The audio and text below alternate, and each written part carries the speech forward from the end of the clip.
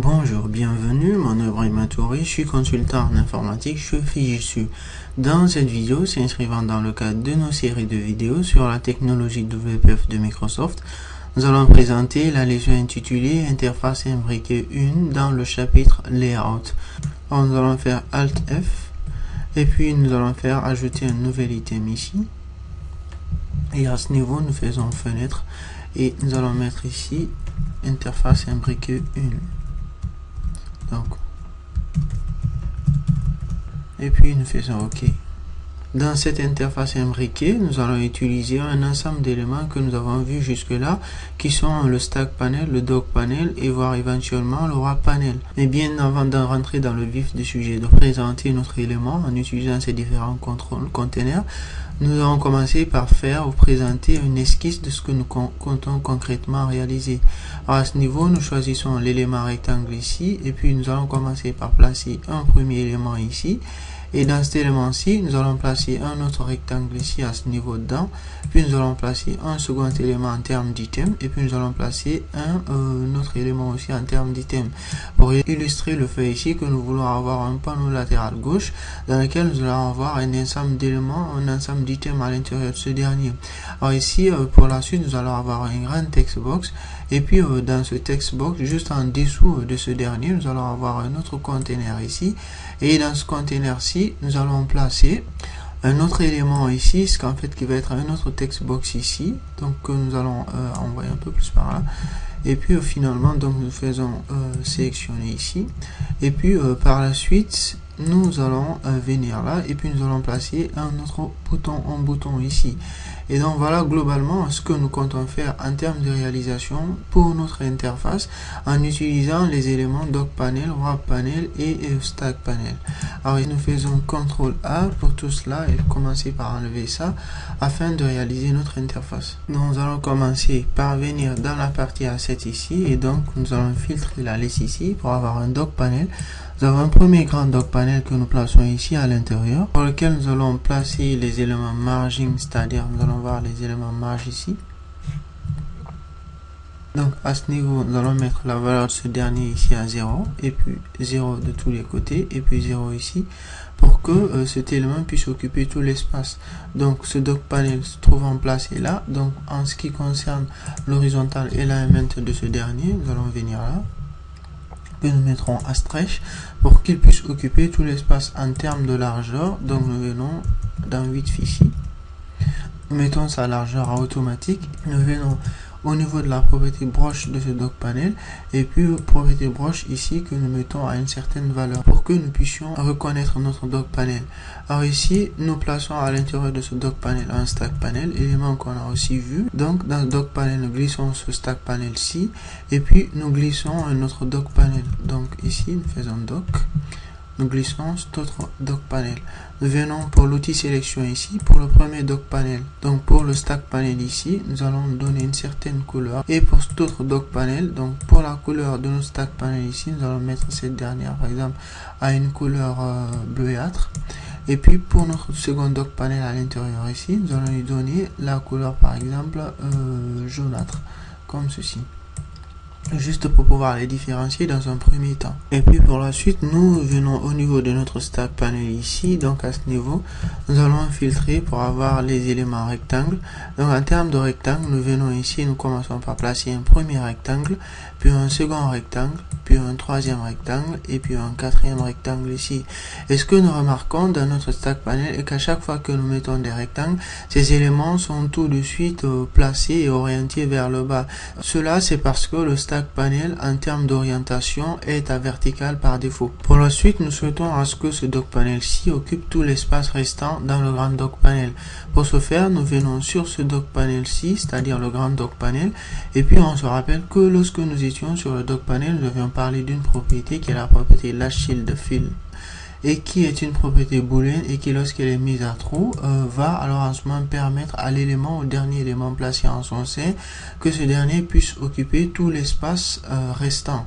Alors pour ce faire, nous venons sur cet élément-ci et puis nous allons revoir la propriété width de ce dernier pour voir si il n'est pas automatique. Et en le mettant automatique en ce moment, il occupe tout l'espace restant. Et puis pour la suite, ce que nous allons faire est de placer un grand champ de texte suivant l'esquisse que nous avons fait depuis au début, et puis de mettre un conteneur vers le bas dans lequel nous comptons placer d'autres éléments. Donc nous commençons, nous venons ici et nous mettons texte bloc. Et en termes de texte bloc, nous mettons cet élément ici, et puis nous revenons et mettons doc panel, un autre doc panel aussi, que nous plaçons à ce niveau.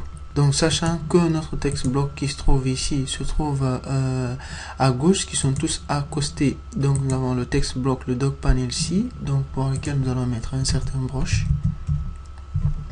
Et pour la couleur de remplissage de ce dernier, nous le mettrons à une couleur par exemple de une couleur rosâtre ici, et puis pour ce dernier qui est notre texte bloc ici, nous allons mettre sa couleur de remplissage à celle de blanc ici. Donc nous allons mettre la propriété doc de ce dernier à top.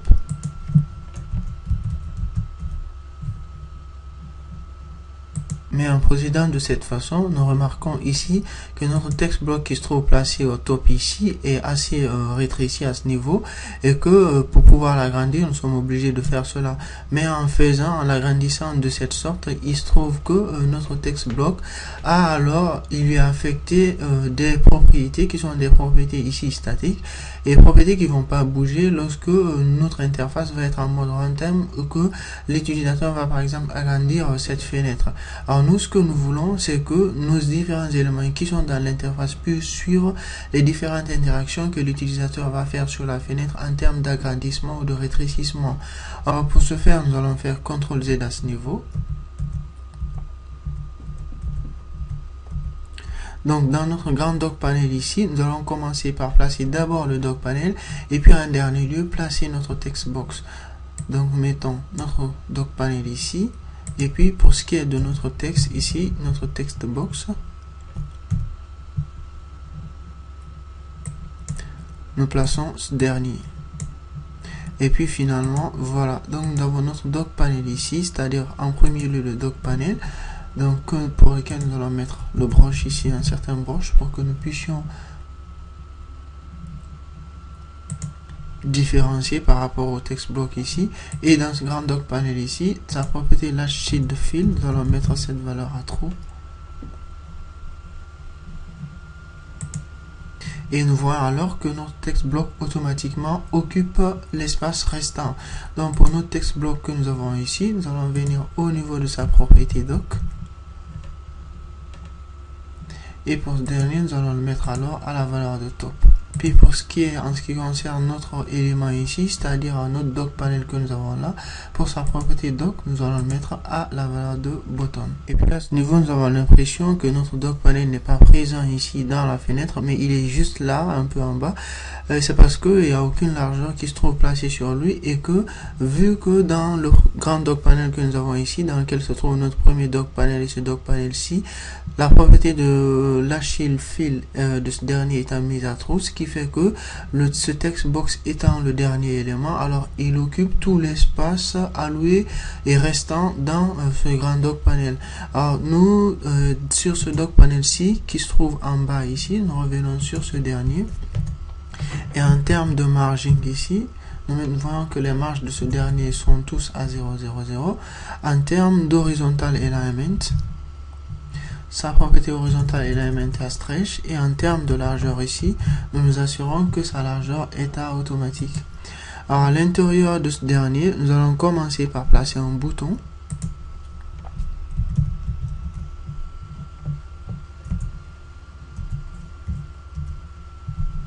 Donc en termes de bouton, nous revenons là, et pour le premier bouton ici, nous venons et nous glissons sur ce doc panel-ci.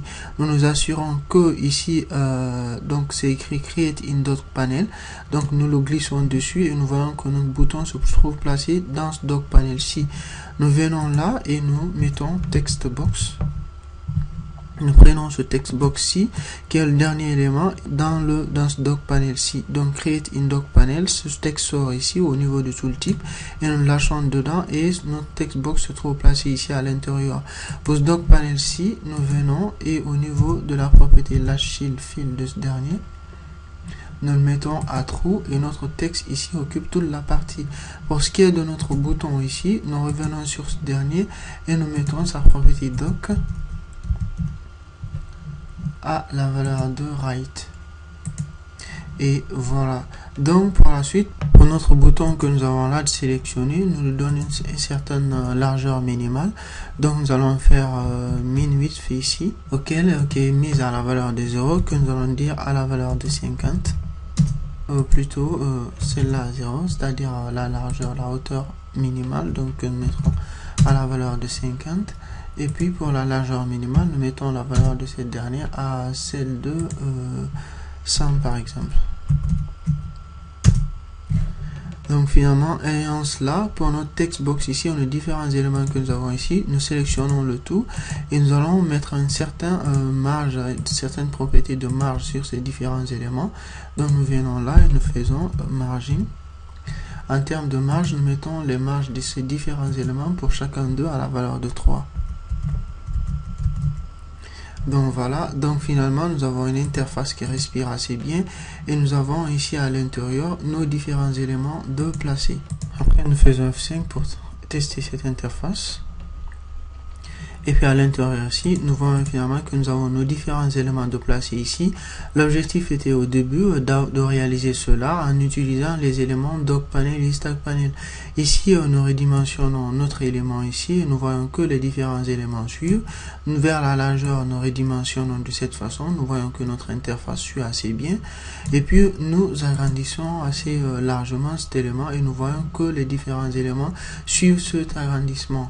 Donc, voilà ce qu'il fallait faire ici dans le Microsoft Expression Blend 4. Et pour voir comment réaliser cela en mode code, nous réalisons ceci. Et alors, dans Visual Studio, nous allons en ce moment ajouter une nouvelle fenêtre en faisant CTRL-SHIFT-A. Et à ce niveau, nous faisons toute interface imbriquée 1. Puis nous faisons ajouter. Dans cette fenêtre que nous avons ici, donc nous redimensionnons l'environnement et à l'intérieur, dans notre grille que nous avons ici, nous commençons par placer un dock panel dont les marges vont être à la valeur de 0, donc nous n'avons pas forcément besoin ici et nous ne mettrons même pas de background à ce niveau. Puis dans ce dock panel, nous plaçons un stack panel dont la largeur ici va être à celle de 100 et à l'intérieur de ce stack panel, nous plaçons un rectangle. Donc, couleur de remplissage ici va être à celle de azur par exemple, avec une certaine hauteur de 100, une couleur de stroke à la valeur de blue et avec une marge de 3.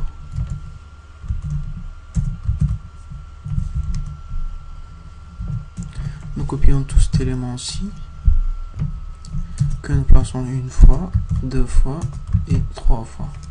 Et puis dans tout ce stack panel ici que nous avons, juste en dessous de ce dernier, nous allons placer un autre dock panel. Nous mettrons dock panel à l'intérieur duquel nous commençons par placer un autre dock panel. Donc la propriété dock panel.dock ici va être à bottom, donc à celui de bas. À l'intérieur de ce dernier, nous plaçons un bouton. Donc, nous dirons le content à envoyer par exemple. Et la propriété docpanel.doc de ce dernier, tel qu'on l'avait fait sur Microsoft Expression Blend 4, à right. Avec une certaine hauteur minimale de 50 et une largeur minimale de 100.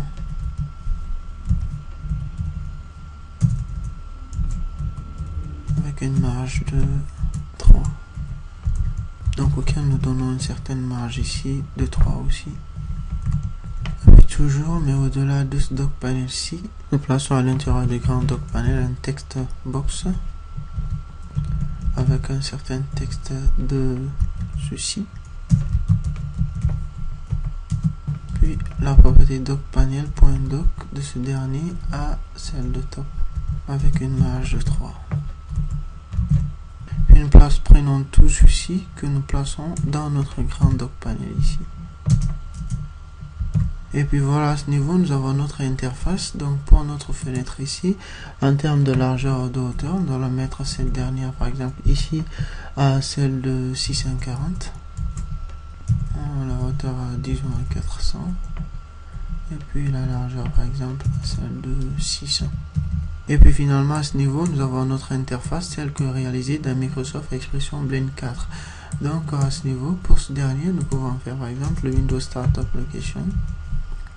Ce dernier à la valeur de center screen pour pouvoir lancer cette fenêtre au milieu.